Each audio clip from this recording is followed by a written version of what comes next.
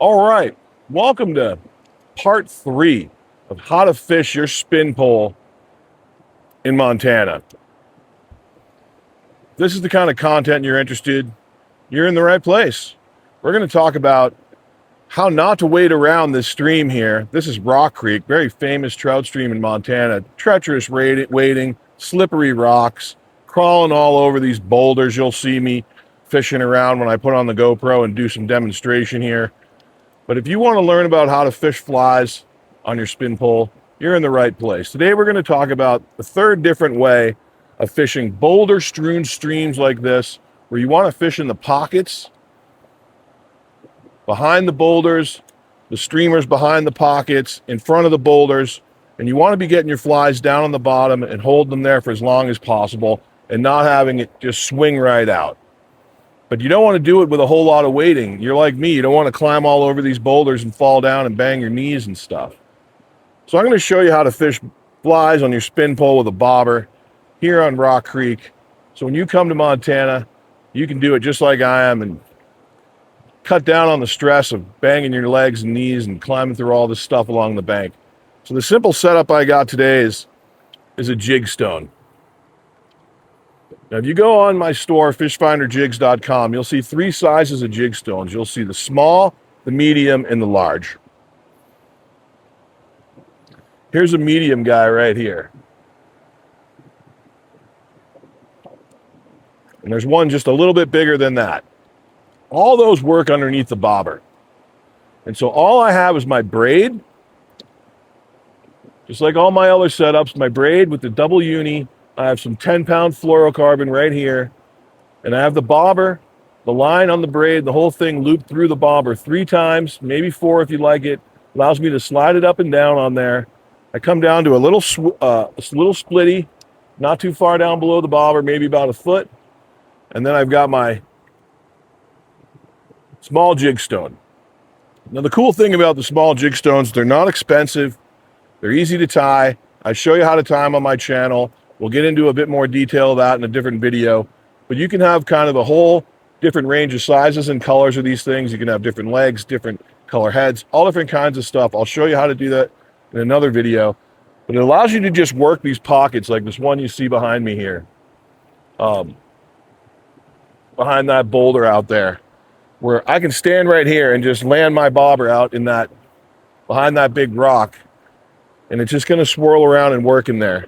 If it parks in the bottom, I just have to move my bobber up and down to get it in the right place. Then I can drift it down in virtual ease and pull it back out. The key to this technique is following the tech tip that you'll find on my channel called greasing your line, putting floating on your leader above, putting floating on your line above the bobber so it fishes like a fly line and doesn't stick. It doesn't stick to the water. All right, so let's go over what else you can use on there. Of course, I think the jig stone is probably one of the best things you can use on there. This flies, I either use this as the rubber leg stone fly without the weight on my drop shot, or I use the jig stone right here for Euro nymphing and for under the bobber. It's super, super effective. You pick those up at my store in a variety of colors. We got black, brown, the golden stone color. So if you want to use something a little different, there's a whole myriad of rubber plastics out there. This is the Anisoptera from Euro Tackle. It comes in a small package like this. It's about 1.5 inches long. Looks super buggy. And then, of course, the other one I like, and you see me been using it on this trip, and I'm going to soak the big one in some of these holes, is the Hellgrammite. This one's a little bit bigger. The Hellgrammite's 1.8 inches, just a slight bigger than that. And of course, I have that tied on my jig head with a little flash and fur on there to give it a little life as it bobs around. Now you can fish this as a jig, or you can drift this under the bobber. You know, this up to 1/16. You could probably even go 3/32 under this bobber. If you want to use the super light stuff, you can just add some more split shot.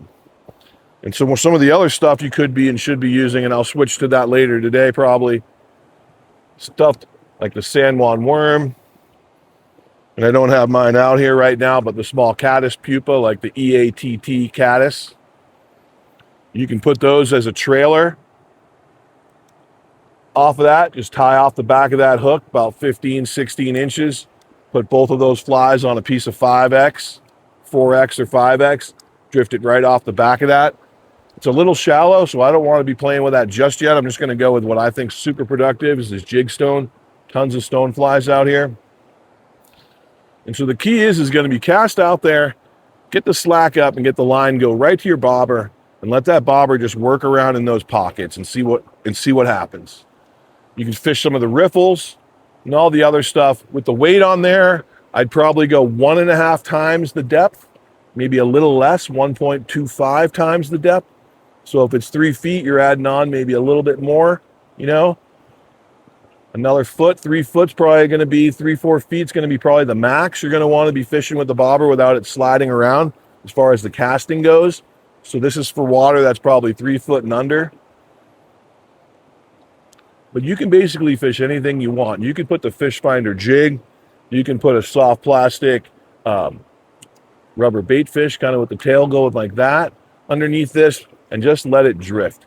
It's going to be a very, very easy way for you to work along these banks confidently, not wading above your knee or your shin, and be able to hit pockets as you go along.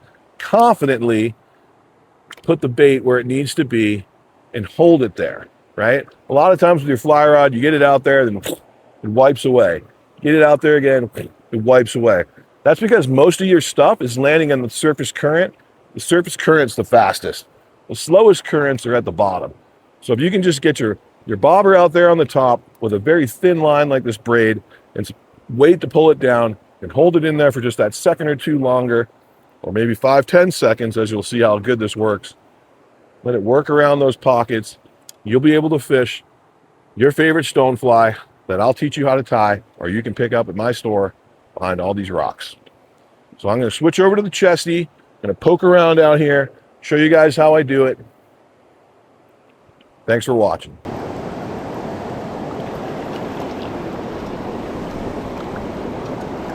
All right, I'm going to work that pocket now. Got the GoPro running. That's going to be our sound. I'm not going to be able to cancel out the river noise because that microphone I got's a sucky one.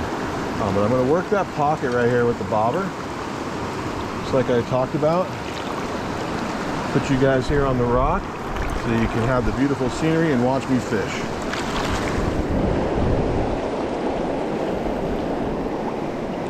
Well, I don't think that's super deep over there, so I'm going to suck up most of my, I'm going to be fishing it about that deep.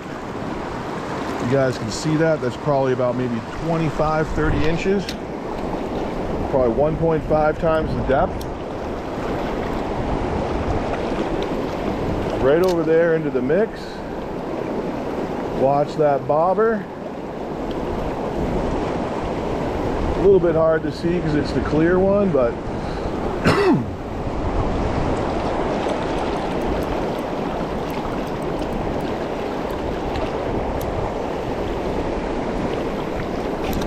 no wading necessary. Clear bobber coming right down the seam.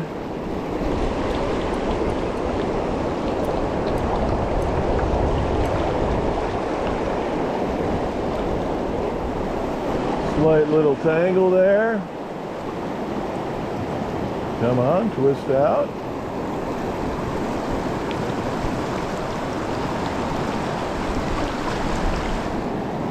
One more twist, there we go.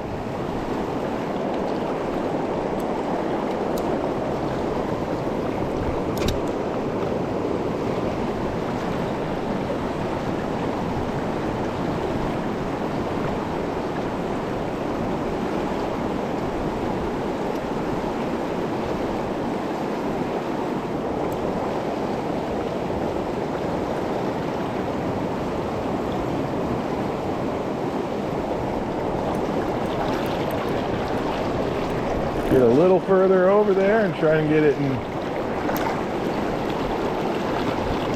over in there.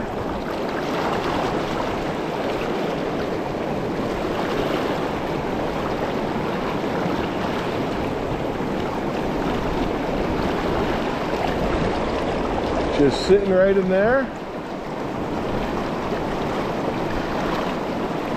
Oh, I'm just going to jump in here at the end and let you guys know that the video of the 2 small browns I caught, 6, 8, 9 inchers, GoPro wanted to play back that on 2.5 speed. So I didn't think that was too cool for you guys to watch.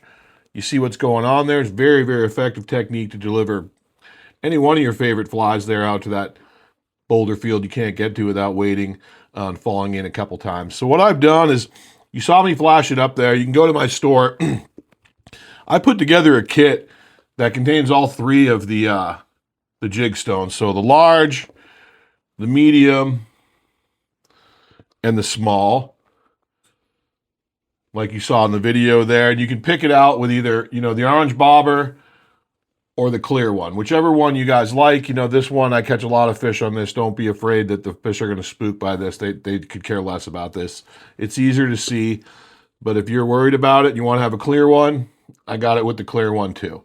So you can choose either set. The cool thing about this set is that, you get the big one, the big or the large jig stone that works as the lead fly on the Euro nymph setup that you see me use on my spin pole quite a bit. I've caught quite a few nice whitefish and trout on that here on the Deschutes, and I use it in Montana as well. But basically, you have a swivel up here, and then you can dangle any one of your flies off as a dropper there, a worm, a caddis. You've seen me do that before. That's part 4 of my fishing journey that I'm going on here in Montana with the spin pole. I'm not going to probably put that video together because the spot I chose to do it, the water was super low. And there's a lot of vegetation growing in the water there, and it was kind of coming off as a pain in the butt, right? So it didn't work. But if you get this kit, you'll get the big one, and you can use that. That's a great way to fish. You just got to find the right spot, a little bit deeper, boulder fields closer into you, where you can work the high stick rod and fish the stuff that's closer. For the stuff that's further out, you want to deliver that same fly. That's where the bobber comes in. It allows you to fish that stuff further out where you can't get that right angle of the dangle and get the flies presented correctly. The Euro nymph is stuff that's probably within a rod length and a rod length and a half of you, so that 10 to 15 foot range out in front of you, working the pockets. That's the Euro nymph technique. So the large one does it on the spin pole. So that's a bonus of picking up this pack.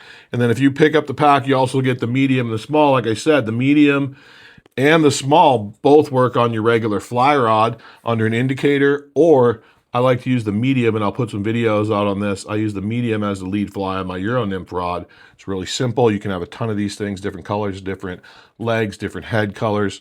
You put that on your Euro nymph rod, that's your lead fly, and same thing, you have a dropper up here. You're fishing it on your fly rod. On super ultralight spin poles, stuff that can cast the real light stuff, you could use this as a lead fly too. But I stick with the jig, this 1.9, 2.5 gram one here that really works really well. I tie a lot of different flies on the large round head jig. So that's the video for this week.